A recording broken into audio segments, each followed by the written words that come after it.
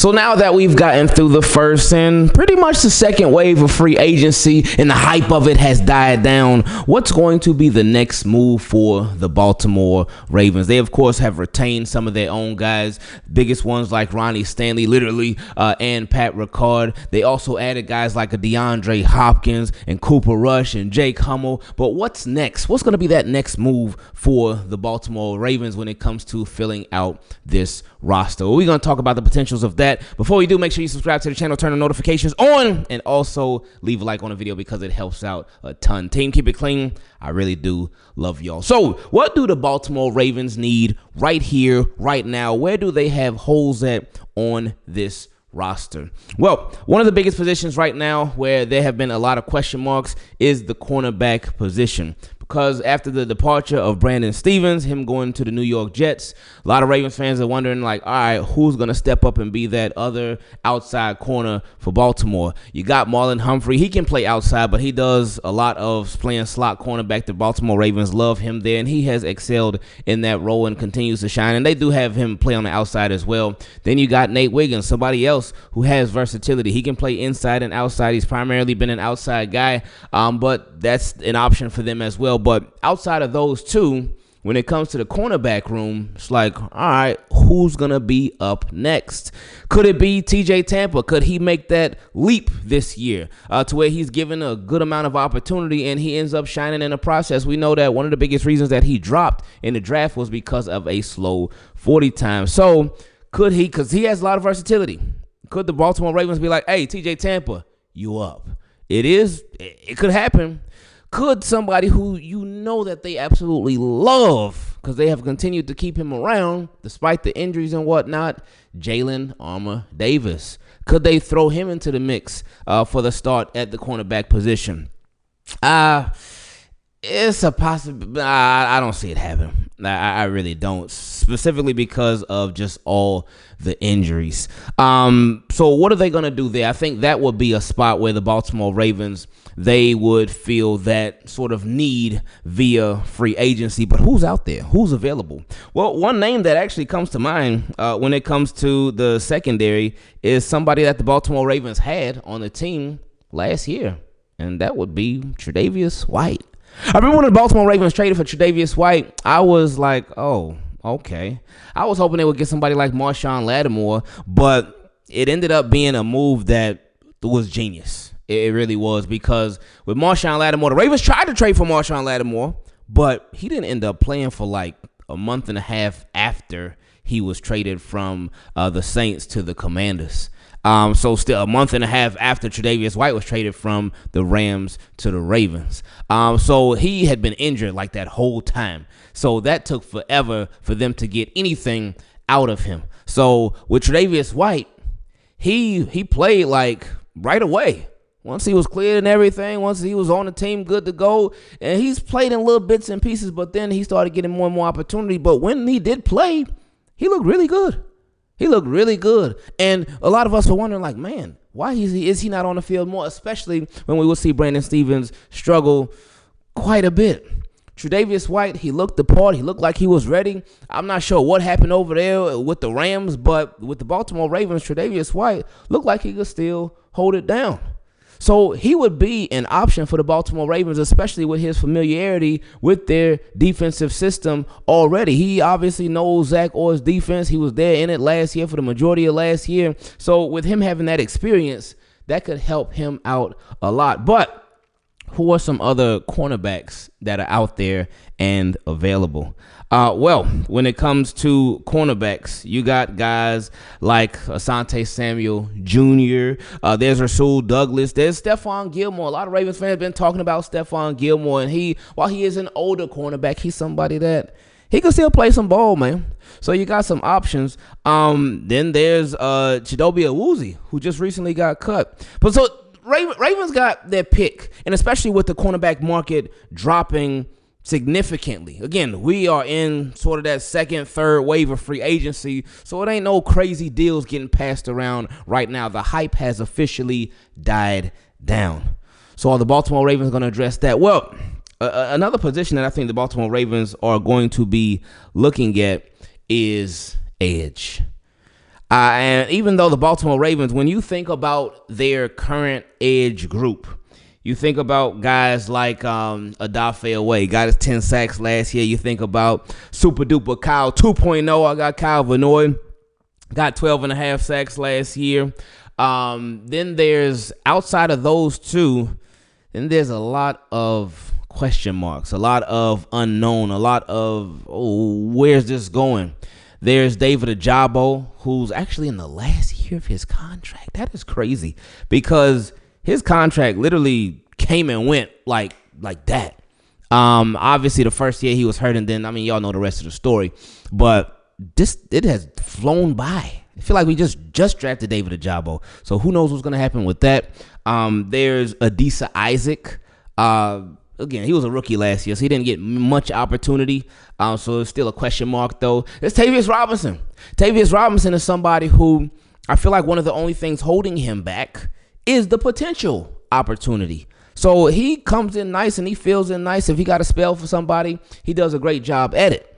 But the Baltimore Ravens could use some more quality depth there at edge, and I think that's what they will certainly address. Now, two names that come to mind for me are some familiar faces that are out there who the Baltimore Ravens, they loved when they were here. They really did love those guys when they were here, but they just did not want to pay those players. One being Matt Judon, who went over to New England, and he was balling out over there. Balled out over in New England. And then Zadarius Smith. And he went to a couple places. He went to the Packers. He went to the Vikings. He went to the Browns. Spent a little bit of time with the Lions. But so Zadarius Smith been getting around. But I really do think the Baltimore Ravens, they could look at those guys, either one of them, not both, as somebody to bring in just to have even more quality depth. Now, in my opinion, if the Baltimore Ravens did bring in one of those guys, I would still think that if somebody's there for the taking, somebody who's ready right here, right now, as an edge guy in the draft, and when you're on the clock, they come available, or when you're getting around your range, and hey, if you want to move up a little bit, you do that, then I would still say take them. If they're ready right here, right now, not a project guy, but somebody ready right here, right now, I would say take them. Make it happen. Do it. Because having Matt Judon and Zadarius Smith, yeah, that would be nice depth for the right here, right now. But having that guy that you could draft, that would be also nice for the right here, right now, but also for your long-term future. And we know, like, for Baltimore Ravens, they just somebody who can just bring that presence. Because we're the only team in the AFC North without it. Without that, like, that consistent game record at edge. It's only us. Because the Browns, Myles Garrett, the Bengals, Trey Hendrickson, well, we'll see what happens with him. And then the Steelers, they got TJ Watt. So these teams, now the Bengals, they the only ones who had to go to the outside and get theirs because they didn't draft Trey Hendrickson. They got him, he became a free agent from the Saints, and then they signed him. But still, so they all got their guys. And our guys are solid. Like, Odafe Away, he's not bad at all. Kyle Vanoy ain't bad at all. They're not bad at all. But as far as just straight up game records, like destroying a game, they do it sometimes, but we just need it more consistently, in my opinion. Again, those guys are not bad players at all, so do not get it twisted. But it would be nice if the Ravens, we could get that back, and especially more so come playoff time, man. Because regular season, ain't no like worries about the guys in the regular season, even though the pass rush could be up and down. So it will help in the regular season too, but playoffs is really where the biggest question marks come in. So just I do think I could see the Baltimore Ravens adding a Matt Judon or Zadarius Smith. I know Von Miller has been a name that a lot of people have thought about. I know it didn't really go so well over there in Buffalo, but given with the Baltimore Ravens, they may look at like, hey, Kyle Vanoy, like, things weren't looking too pretty for him, and we fixed him. So shout out to Chuck, our pass rush specialist. But I just wonder what the Baltimore Ravens are gonna do next, and what they feel like their biggest needs are coming up. One more, and we'll flip it to the offensive side of the ball that I think the Baltimore Ravens could take a look at. It would be an interior offensive linemen. Yes, they did just sign. Re-sign Ben Cleveland. But I do really feel like, as far as Ben Cleveland, he is a sort of safe signing for them. And we're still over the next couple of months, we're going to find out exactly how they feel about Ben Cleveland. But I feel like with Ben Cleveland that he's all right, just in case we can't get this guy, maybe in free agency, just in case we can't get this guy in the draft, all right, we revert back to Ben Cleveland. But some of the interior offensive line free agents that are out there, Brandon Sheriff, there's Tevin Jenkins. There's been a lot of talk about Tevin Jenkins from people, so we'll see what happens with him. Shaq Mason, Tristan Colon, he's out there to play out. Okay.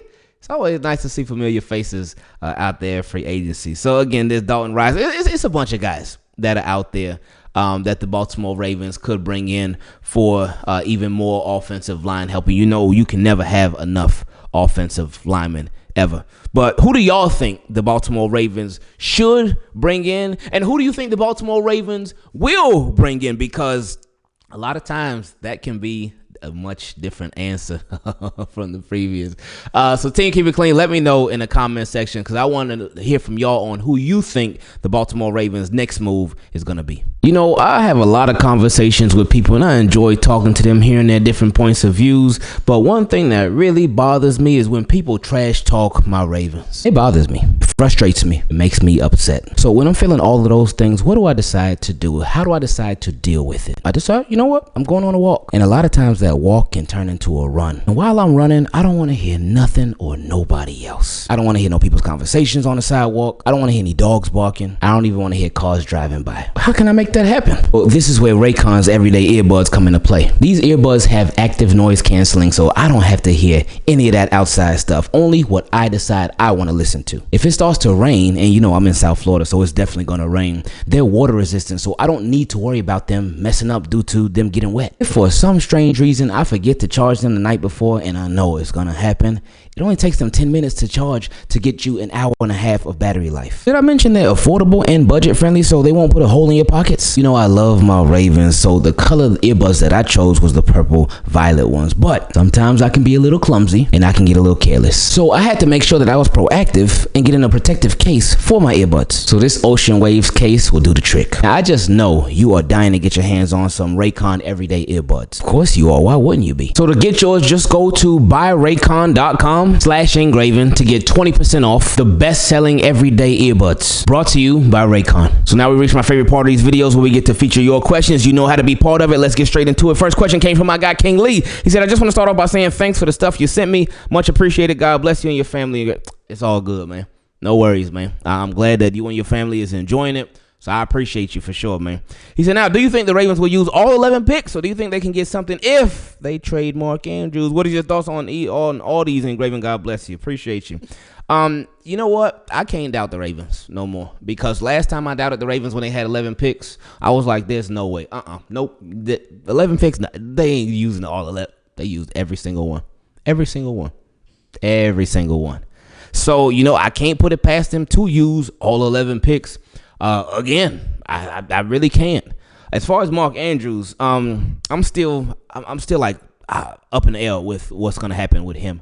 I just do not feel like, all right, yeah, he for sure is staying with the Baltimore Ravens, even though they picked up the option. The only way I'll be fully convinced if that he's staying with the Baltimore Ravens, it will be after the draft is over. And even still then, it's still a possibility, because somebody could be like, oh, man, we ain't get the tight end we wanted. Let's go get Mark Andrews. But if he's on the team, I would say like a week after the draft is done.